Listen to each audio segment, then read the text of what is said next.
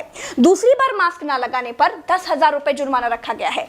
पूरा दिन सड़कों पर वसूली चल रही है। ठीक है, आपने अपनी तरफ से वसूली कार्यक्रम शुरू कर दिया है, लेकिन अस्पताल में बेड ना मिलने पर सरकार पर कितना जुर्माना होना चाहिए? वेंटिलेटर ना मिलने पर सरकार पर कितना जुर्माना होना चाहिए?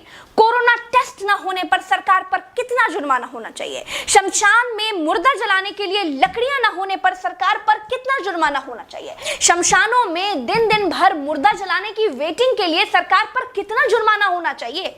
जितने मंत्री और ये मुख्यमंत्रियों ने बंगाल से कोरोना लाकर फैलाया है, उन पर कितना जुर्माना होना चाहिए? बंगाल में बिना मास्क महीने भर से घूम रहे नेताओं पर पर डे के हिसाब से कितना जुर्माना होना चाहिए?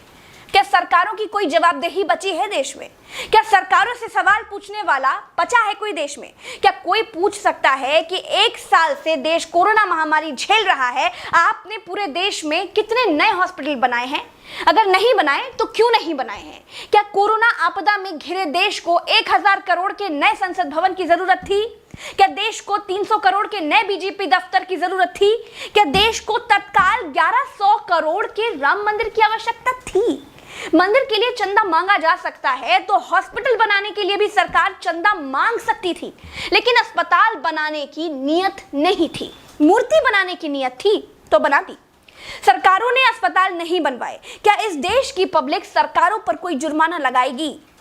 क्या कोरोना आपदा में देश को कुंभ सजाने की आवश्यकता थी? क्या देश को कोरोना महामारी के बीच बंगाल चुनाव में रैलियों की आवश्यकता थी? नहीं थी। देश को अस्पतालों की, डॉक्टरों की, कोरोना की दवाइयों की जरूरत थी। कुछ दवाइयां बनाई भी तो वाहवाही के चक्कर में विदेश भेज दी। आधे अधूरे टीकाकरण में देश अभी अटका हुआ है। और ये कैसा टीका बनाया है जिसे लगाने के बाद भी कोरोना हुआ जा रहा है? क्या कोई सवाल पूछेगा? चीन ने कोरोना को फैलाया और पूरी तरह से कंट्रोल कर लिया। अपनी जीडीपी में रिकॉर्ड बढ़ोतरी कर ली। चीन से सब कुछ तो ले ही लिया है, सीख भी ले लो।